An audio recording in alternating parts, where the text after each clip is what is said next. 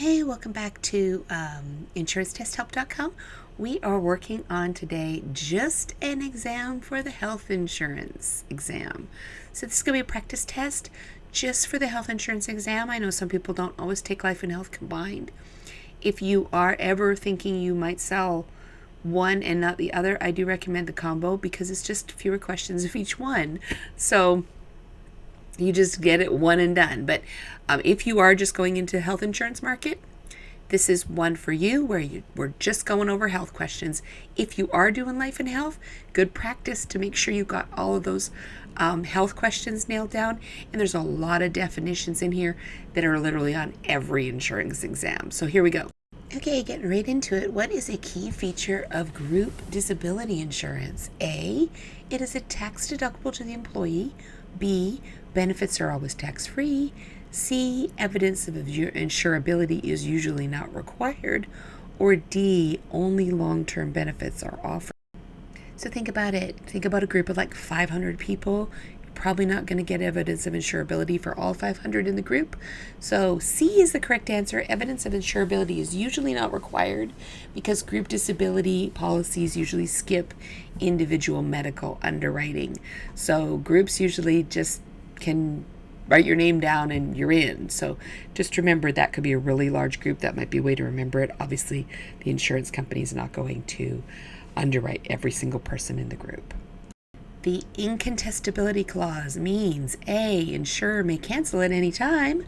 B, claims can be denied at will. C, policy becomes incontestable after 2 years. Or D, applicant cannot sue. Some of those options were crazy, so you should have been able to knock at least a couple of those out and come up with this one. C, the policy becomes incontestable after 2 years. If the insurance company hasn't found your misstatement in 2 years, it usually cannot void the policy for misstatements unless you are making fraudulent statements. If a disability income policy has a 60-day elimination period and a 2-year benefit period, when do the benefits begin? A, day 1, B, day 31, C, day 61, or D, day 90. Remember, elimination period is how long you're going to wait before the benefits begin. 60-day elimination period means that benefits begin on day 61, so the correct answer was C. The act of withholding material information is known as A, misrepresentation, B, defamation, C, concealment, or D, fraud. Correct answer here is going to be C, concealment. Withholding material facts is concealment and can void your contract. Which of the following describes subrogation? This is a hard word for me to say today. A, the process of one insurance company seeking recovery from a responsible party. B, the total loss of the insured property. C, the act of canceling an insurance policy. Or D, the payment of claims by the insurance company. Subrogation is going to be on every single insurance exam you're ever going to take. The answer is A. It is the process of one insurance company seeking recovery from a responsible party. Sometimes that's another insurance company. Sometimes that's a person.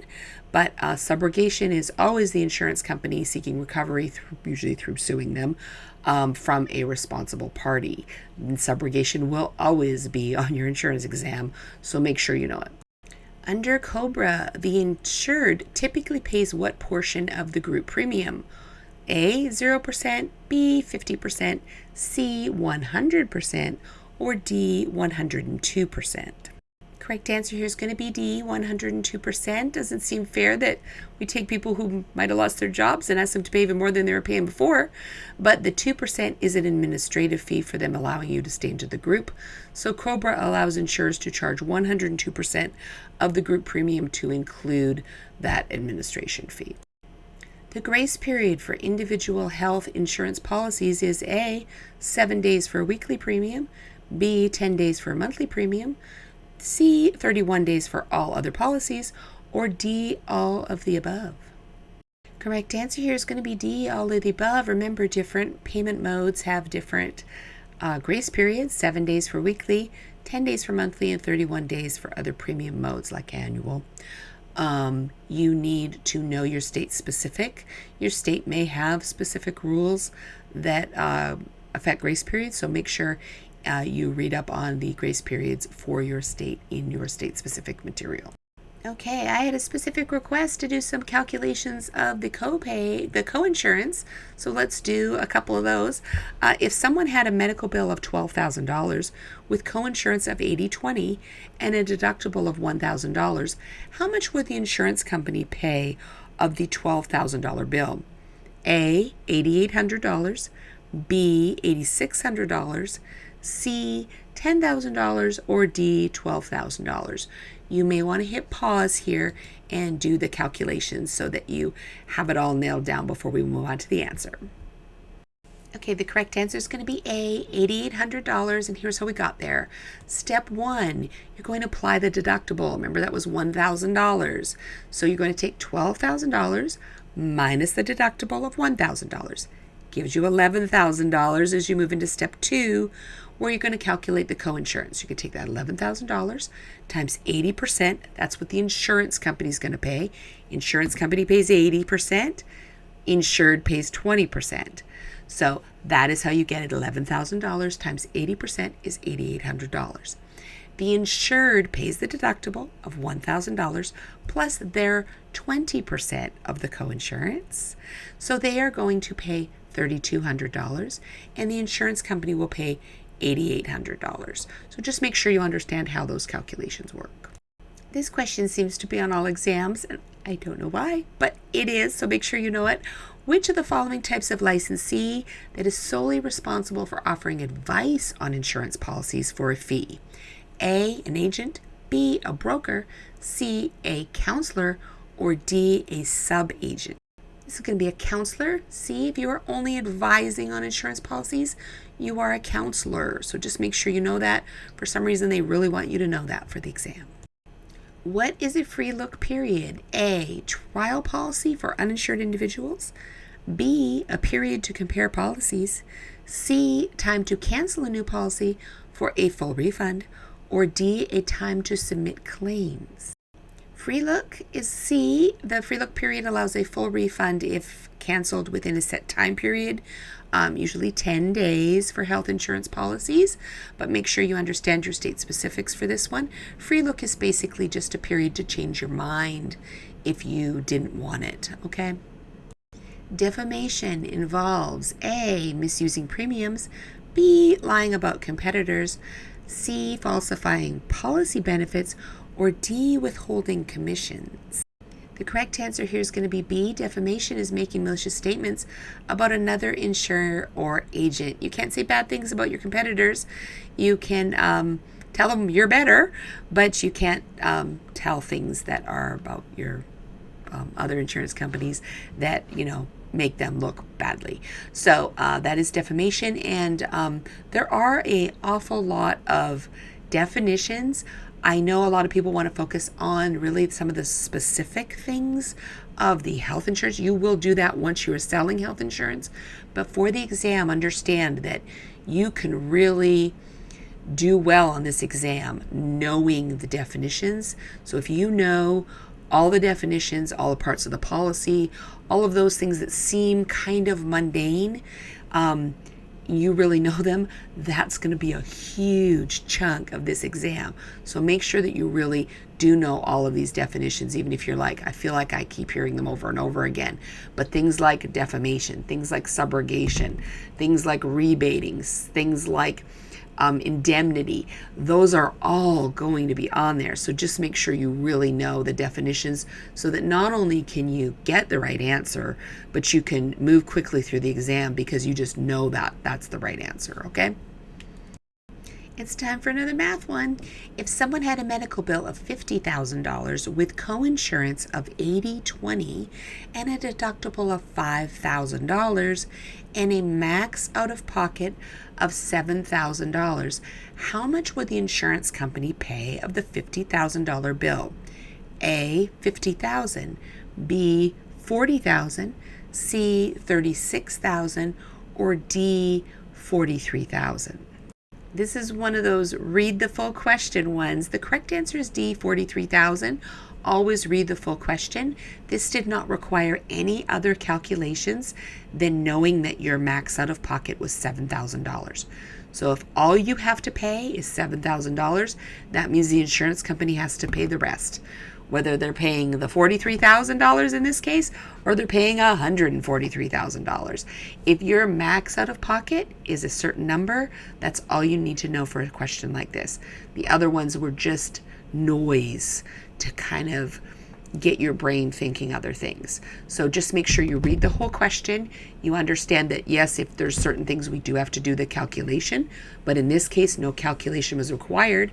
You just needed to know the max out of pocket was $7,000 and the rest belongs to the insurance company.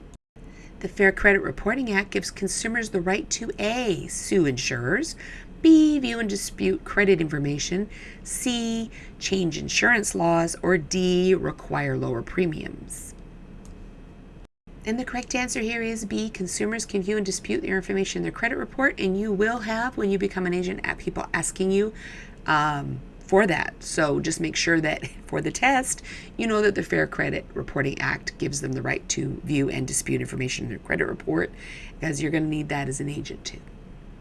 A unilateral contract means A, only one party can cancel. B, only one party makes a legally enforceable promise.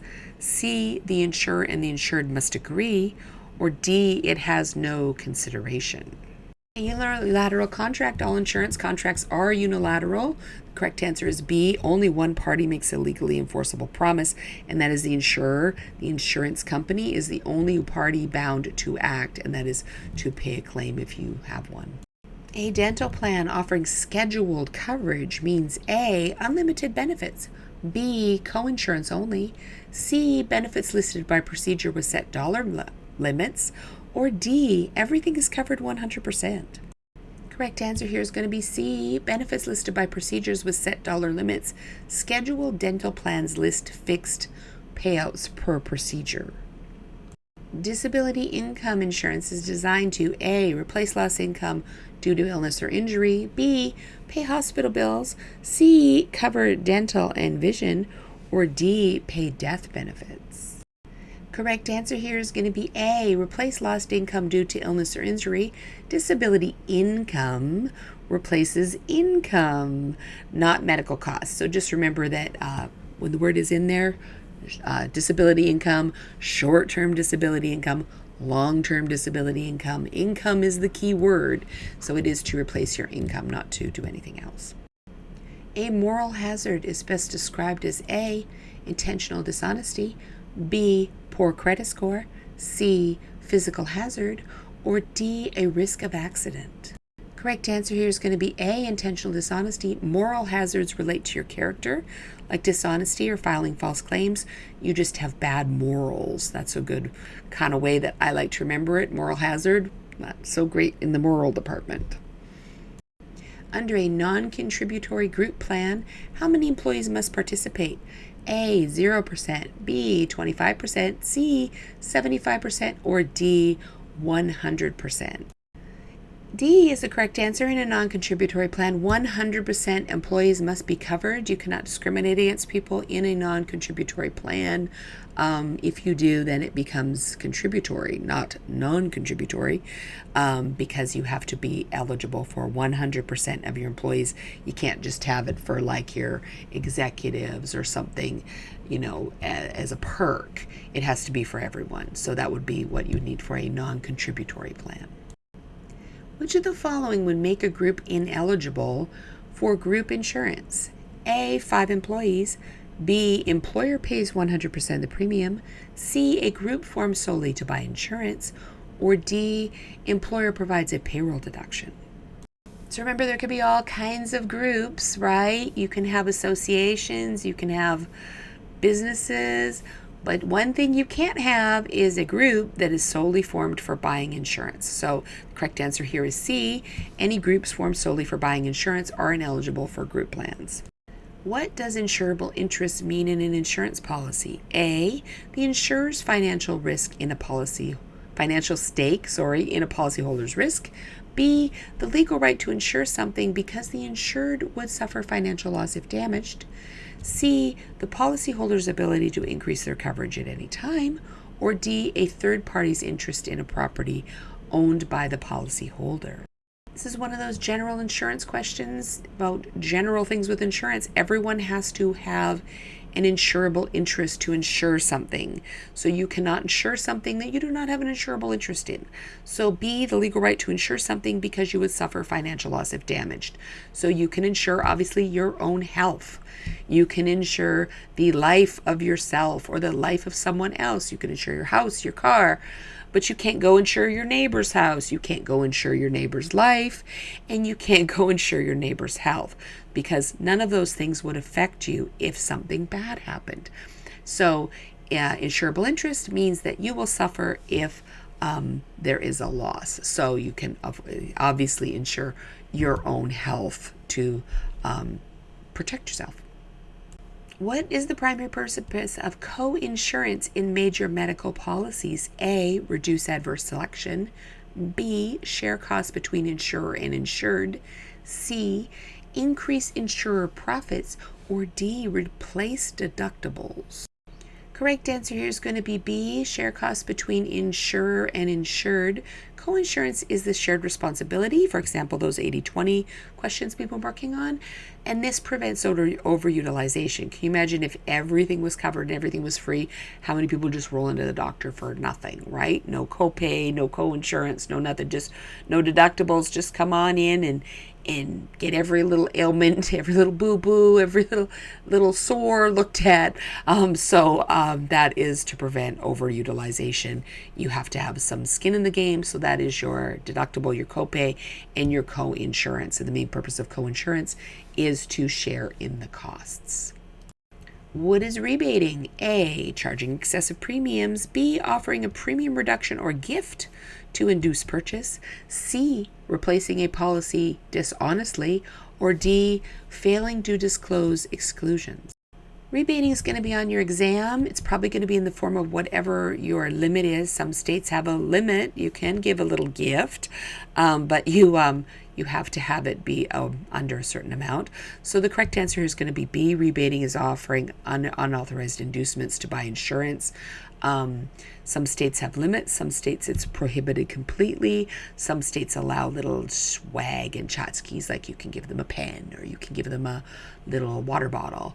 Other states allow you to go all the way up to a $100 gift. So just know that rebating is offering unauthorized inducements to buy insurance, and for this one it will 100% be on your exam, so know what the limits and restrictions are in your specific state, because I will guarantee rebating is on there. What does indemnity mean in the context of insurance? A, a promise by the insurer to pay more than the policy limit. B, a guarantee that the insured will profit from a loss.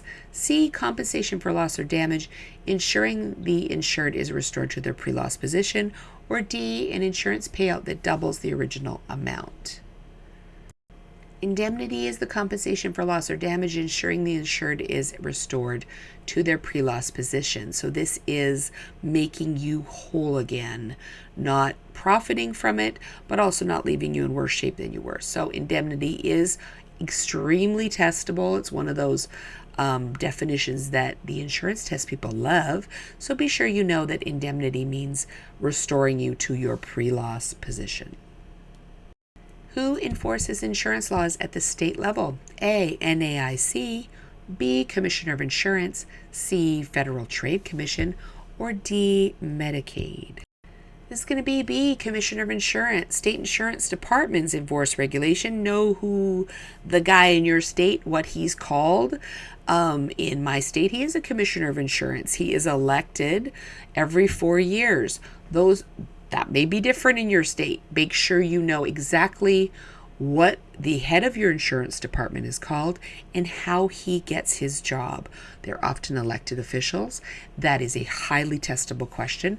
I don't know why it's important, but the people that write insurance exams seem to think you need to know that he's an elected official, or maybe he isn't in your state. I don't know, but they want to make sure you know how he got his job and what he is called. What type of plan pays a flat amount per day regardless of actual medical costs? A, indemnity plan. B, PPO. C, HMO. Or D, point of sale, POS. This is going to be an indemnity plan. It pays a set amount regardless of actual costs. Some people have something called a hospital indemnity plan that pays a flat amount per day that you were in the hospital, regardless of what your other insurance pays. It just pays you straight up cash. A lot of people know these plans as hospital indemnity. Know that for your test. But an example of that you may know in your real life is Aflac. Just pays you cash and you can do whatever you want with it. It's just a flat amount per day that they pay when something happens. A critical illness plan pays A, only hospital expenses, B, lifetime income, C, a lump sum upon diagnosis of a listed condition, or D, monthly benefits like a disability. Correct answer here is going to be C, a lump sum upon diagnosis of a listed condition. Critical illness insurance pays you a lump sum benefit. A lot of people have something like cancer insurance. If you have that and something happens, you get a lump sum because you will have so many medical bills. They don't go little bit by little bit. It's a critical illness insurance and it's a separate thing. So just know that is a lump sum. What is the purpose of TRICARE? I did not see this on my exam, but I knew it from my husband being in the military for a really long time.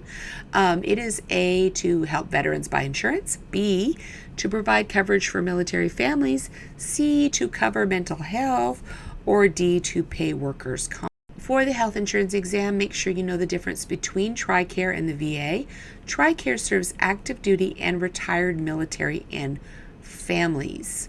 The VA is for veteran care, for their service-related disabilities. They can also get their veteran medical care program there, but know that TRICARE is a little bit broader.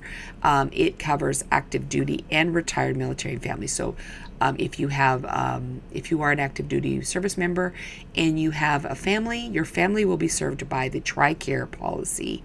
And just know that if you see TRICARE on your exam, that is for military families. Flexible spending account, an FSA, don't get it confused with anything else that might sound a little bit like this. A flexible spending account is funded by A, the insurer, B, the federal government, C, employee pre-tax contributions, or D, a third-party administrator. The correct answer here is going to be C, employee pre-tax contribution. FSAs are funded by employees through payroll deductions. Do not mix them up with HSAs. FSAs are funded by employees on their own through payroll deductions. Okay, twisting is an unethical practice that involves A, lying to increase sales, B, misrepresenting a policy to replace it, C, forging a signature, or D, denying a claim in bad faith.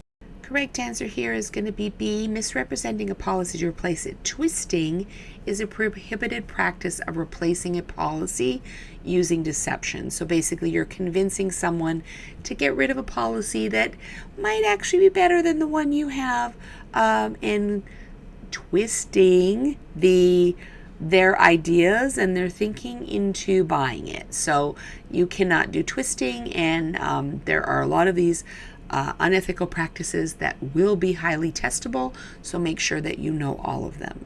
Here's a simple, obvious one. What is the primary purpose of insurance? A, to eliminate risk. B, to reduce moral hazards. C, to transfer risk. Or D, to avoid all types of losses. I will guarantee this one to be on the exam, and it's going to be C, the transfer of risk. Insurance shifts financial risk from the insured to the insurer. It doesn't reduce, it doesn't eliminate, it transfers risk. This one is highly testable. What is the minimum number of employees a business must have to be required to offer COBRA? A, 5, B, 10, C, 20, D, 50.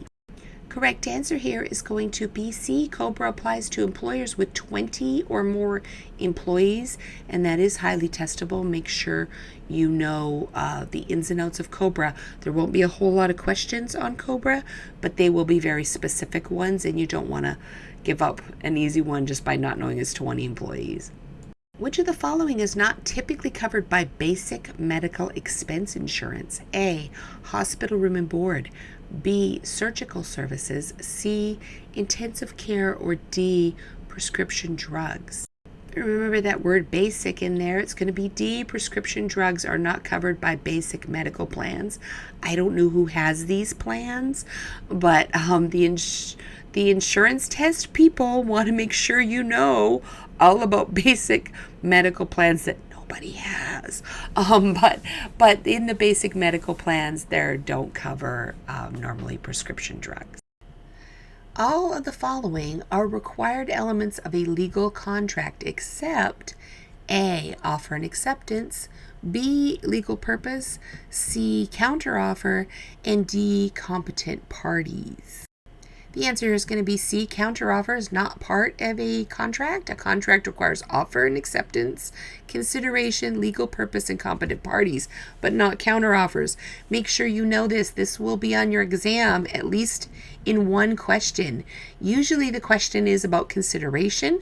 What is consideration on your part? That's going to be the premium you pay.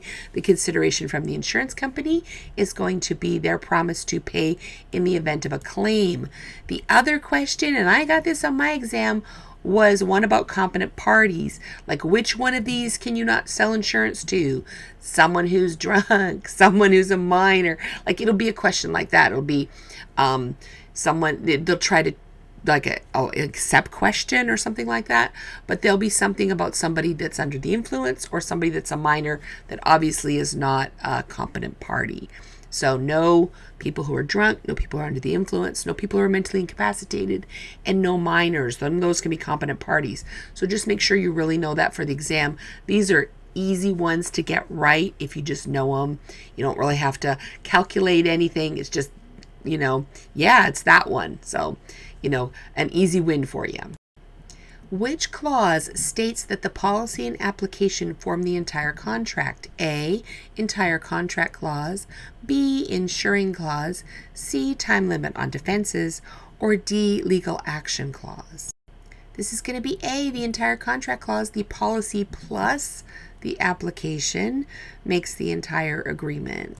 Disability income benefits received from an individually owned policy are A. Fully taxable, B. Partially taxable, C. Non-taxable, or D. Tax deferred. I think this is highly testable, and the key words here are individually owned. So make sure you read the whole question and read the whole answer when you're doing the actual exam. Correct answer here is going to be C. Disability income from individual policies is not taxable. If you want a little background on that, that's because you paid for it with your after-tax money.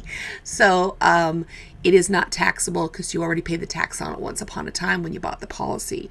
So this is not taxable. Make sure you know that for individual policies. I think that is extremely testable. Which of the following triggers long-term care benefits? A. The inability to perform 2 or more ADLs. B. Being unemployed. C. Hospital confinement. Or D. Diagnosis of a terminal illness. This is one of those ones where there sounded like a couple of those had good answers, but the correct one is A. The inability to perform 2 or more ADLs. Long-term care is intricately linked with ADLs. Those are your activities of daily living. If you don't know what they are, please look at some of our other videos to see what they are, but they're things like being able to feed yourself, dress yourself, shower, but triggering long-term care benefits usually requires needing help with 2 or more ADLs.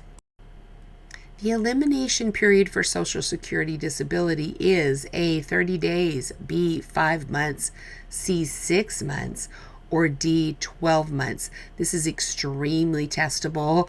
I will almost guarantee this question is going to be on your exam, so make sure you know the right answer. The correct answer is B. 5 months. The elimination period for Social Security disability is 5 months. But make sure you know that the first month you get your disability is the 6th month, because that question could be twisted around either way. 5 months of elimination, no money. Money comes in the 6th month for Social Security disability. What does HIPAA protect? A. Premium refunds. B. Medical privacy and pre-existing condition rights. C. Long-term care benefits. or D, Medicare enrollment? Correct answer here is going to be medical privacy and pre-existing condition rights. HIPAA protects your privacy and ensures portability of all your medical stuff from one place to another so that you don't lose coverage in between. Make sure you fully understand that HIPAA is about privacy and patients' rights. COBRA coverage typically lasts A, 6 months, B, 12 months, C, 18 to 36 months, or D, indefinitely.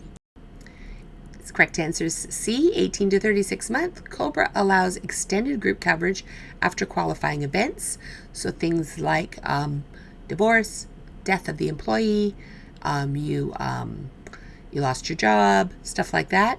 Those are all COBRA things that you can get COBRA from your previous employer.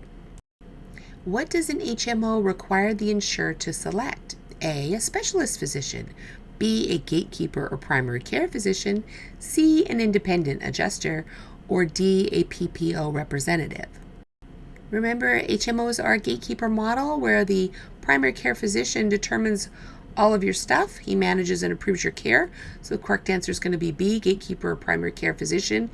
He's going to decide whether you can go see a specialist or not. What type of risk is insurable? A, pure risk, B, speculative risk, C, moral risk, or D, investment risk? Correct answer is going to be A, risk. A, pure risk, only pure risk, loss only, no possible gain. So no gambling, no stock market, those are not insurable. Only pure risk, where you can only lose, is insurable. This is one of those general insurance questions that is going to make up a huge part of your exam, so make sure you know all of the general definition questions for insurance. Which of the following is typically considered a presumptive disability?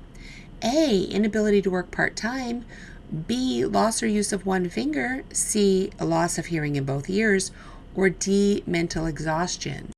Remember, presumptive disability is something that proves that you are disabled without having you actually approve it, because it is something like loss of hearing in both ears, which is the correct answer. C, loss of hearing in both ears qualifies as a presumptive disability. So does blindness in one eye, both eyes. So does loss of a limb. Loss of a finger doesn't. So it is a disability that basically just in and of itself, without you having to prove you're disabled, proves a disability. The law of large numbers, another general insurance question.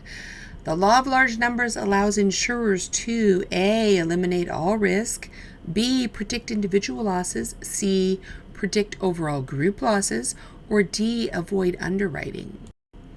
The correct answer is going to be C, predict overall group losses. The law of large numbers allows insurers to predict claims more accurately across large groups.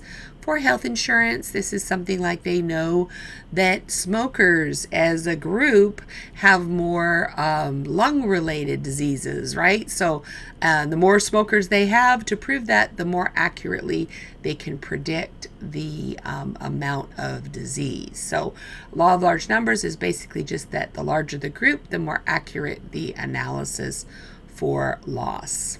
Okay, another one of those calculation questions where you're going to calculate coinsurance and a deductible. I don't know if there's going to be any more than one of these on the exam. There might be a couple, but just so that you know them backwards and forwards, let's do another one. If someone had a medical bill of $10,000 with coinsurance of 80/20 and a deductible of $2,500, how much would the insurance company pay of the $10,000 bill? A, $8,000, B, $2,000, C, $6,000, or D, $7,500. Correct answer here is going to be C, $6,000. Let's run through the steps. Step 1, apply the deductible. First step always. So that's going to be your $10,000 bill minus $2,500. Step 2 is going to be calculate the coinsurance after that. So insurance company pays the 80, insured pays the 20. So we're looking for the insurance company. So we're going to take 75,000 times 80% is $6,000. So this question could come out in either way, where it's asking you what the insured and what the insurer pay. So just make sure you know how to do it for both the insurance company and the insured, and also know how to do it where there is a maximum out of pocket, because that is the other variable that could toss this to be a little bit different. Medical Part B covers A, long-term care, B, hospital room and board, C, doctor service and outpatient care, and D, hospice care only. This is for Medicare Part B. Medicare Part B covers C, doctor services and outpatient care. Medicare Part B is outpatient and doctor services. I always like to think of Medicare Part A as being the stuff in the building, the hospital, room and board, that kind of stuff, and Medicare Part B being the people, the doctors, the services. So either way you want to break it down. And then I always remember Medicare Part D for drugs. So however you want to break it down, make sure you understand fully all of the parts of Medicare. They're highly testable. Which plan is designed for groups like sports teams or students? A, blanket policy, B, group major medical, C, self-funded plan, or D, HMO. Correct answer here is going to be blanket policy, A. Blanket policies cover groups without naming the actual individuals. So it can just be a softball team if you want. It won't actually be all the people listed by name on that. It'll be just that blanket policy for that group, like a camp, children's camp, things like that. That'll be a blanket policy.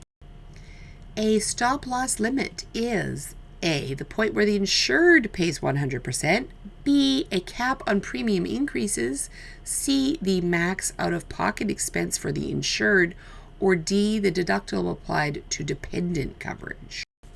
So the correct answer is C, the max out-of-pocket expense for the insured. Stop loss is another way to say that max out-of-pocket, so just make sure you know that, because they could twist some of your questions to have that included instead of max out-of-pocket expense. So stop loss limit protects the insured from excessive costs, and basically just once you hit that number, you're done for the year. The insurance company will be paying everything after that, not you. A fiduciary responsibility means A, legal responsibility, B, a moral obligation, C, trust and care for clients' financial assets, or D, a tax obligation. So normally most insurance exams do have something on them about being a fiduciary. A fiduciary means you're managing your funds with integrity and care. It means you're not taking your insurance premiums and putting them in your own account. That is a prohibited practice called commingling. Basically, it just means you're being financially responsible with the money that actually belongs to the insurance company. So when you take your funds from your customer and you deposit them directly into the insurance company's account, not into your own, and not taking forever to do it, but just being financially responsible. So it's just one of those things, because they don't want you to be sketchy, is basically all the moral stuff, all of the ethics on the exam is don't be a sketchy person. The coordination of benefits, the COB provision, is pays double in all situations, B, prevents overinsurance when the insured is covered by multiple plans, C, coordinates with Medicare only, or D, prevents claims payments. Coordination of benefits prevents overinsurance when the insured is covered by multiple plans. It uses the concept of indemnity. It ensures that claims don't exceed the actual expenses. So if you have more than one insurance company, they're going to coordinate with each other about who is paying what. A health savings account, HSA, must be paired with A, Medicaid, B, high deductible health plan, C, indemnity insurance, or D, dental only coverage. Correct answer here is going to be B, a high deductible health plan. HSAs are tax advantage and must be paired with a qualified high deductible plan. I think you will see a question about HSAs, probably only one, and very well could be this, that it just has to be paired with a high deductible health plan. What provision requires insurers to pay claims within a specified time? A, time limit on certain defenses, B, payment of claims, C, legal actions, or D, entire contract. Correct answer here is going to be B. The payment of claims provision governs how and when claims are paid. So you just need to know all of these provisions that are part of the legal part of health insurance. Medicare supplement, Medigap, is sold by A. Medicare, B. private insurers, C. Medicaid, or D. the VA. Correct answer here is going to be B. Private insurers. Medigap policies are sold by private insurance companies to supplement Medicare. Highly testable. Know that Medigap policies go with private, hand in hand with private insurance companies. What is a deductible? A. The maximum amount the insurance will pay for a loss. B. The amount the insured must pay out of pocket before the insurer pays a claim. C. The amount of premium the insured must pay. Or D. The commission paid to the insurance agent. Deductible is going to be B. The amount the insured must pay out of pocket before the insurer pays a claim. So if you have a $1,000 deductible, you're in it for the $1,000, then your insurance will kick in after that. Which of the following best describes the aleatory nature of the insurance contract? A. Both parties are bound by all clauses of the contract. B. Anything unclear is interpreted in favor of the insured. C. Only one party is bound by the contract. Or D. There is an exchange of unequal values. Aleatory is the exchange of unequal values, so the correct answer is D. All insurance contracts are aleatory. You pay an extremely small premium compared, even though it doesn't seem like, compared to what the insurance company could pay in the event of a loss. So if you were in the hospital and the bill was $50,000, which is not hard, it would be a very small amount, your premiums that you're paying of, say, $500 a month, in order to make up that $50,000 that the insurance company would have to pony up.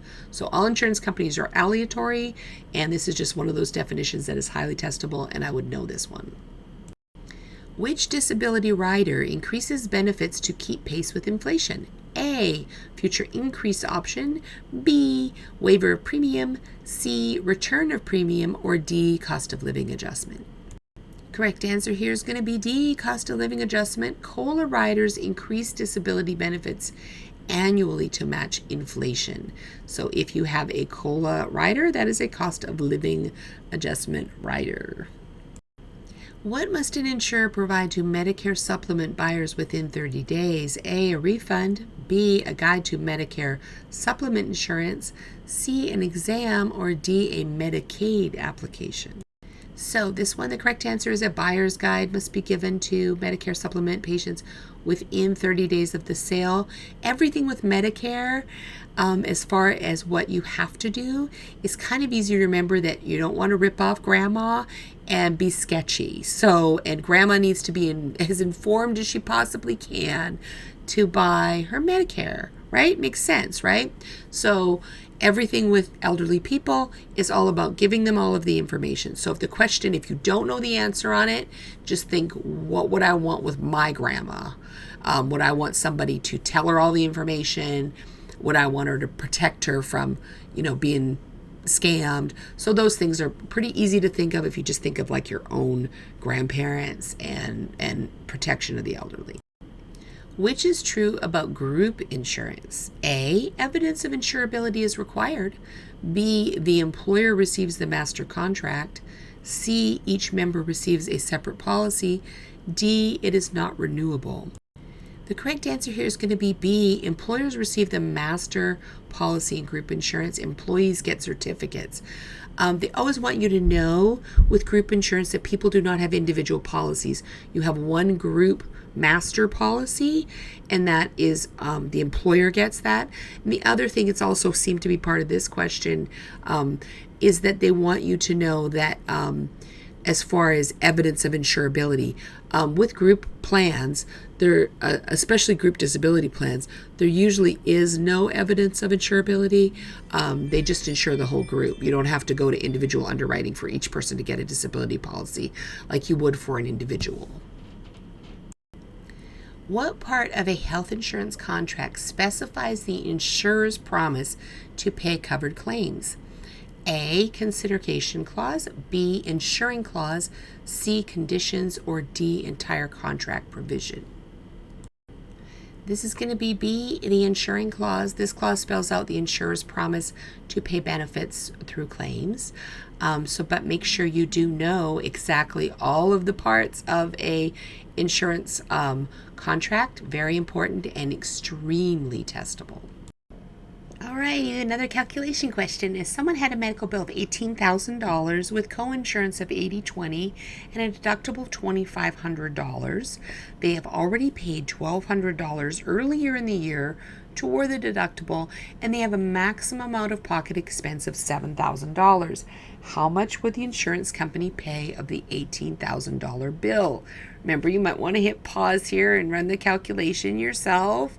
So this is going to be A, $5,940, B, $14,400, C, $13,360, or D, $4,640.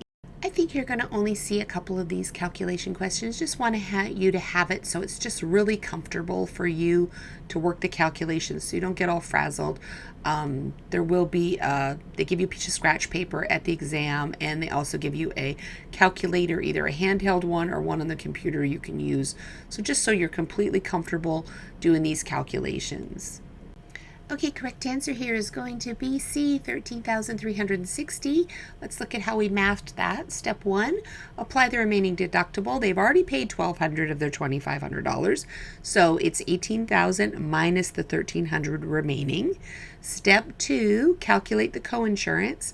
That's the $16,700, what we got when we took off the $1,300 above. And then we multiply that by 80% to get what the insurance company pays. Remember, they pay the 80, patient pays the 20, so that comes out to $1,360. So in this case, the maximum out of pocket was not reached. So the insured pays the remaining deductible, $1,300, and their 20%, $3,340. So they paid $4,640, and the insurance company paid $3,360. Their amount, the $4,640 and the $1,200 they already paid, did not reach the $7,000 they have to pay in 1 year. So that number was just thrown in there to, kind of throw you off, I guess. But there will be questions in your exam that are meant to kind of twist you around. Accept questions, all of these except, which one of these is not, just questions where they're not worded in the way that they question. It's kind of like a double negative. So just be aware of all of those for the exam. And on this one, just math it out the way that you know how. And then if there is a maximum out of pocket offered, just make sure they are not reaching that. Or if they are, that's the cap. What federal program helps pays medical bills for individuals below the poverty line? A, Medicare, B, Medicaid, C, CHIP, or D, TRICARE? This should have been an easy one. It's B, Medicaid. You should know in all of those programs. Medicaid is for low-income individuals and families.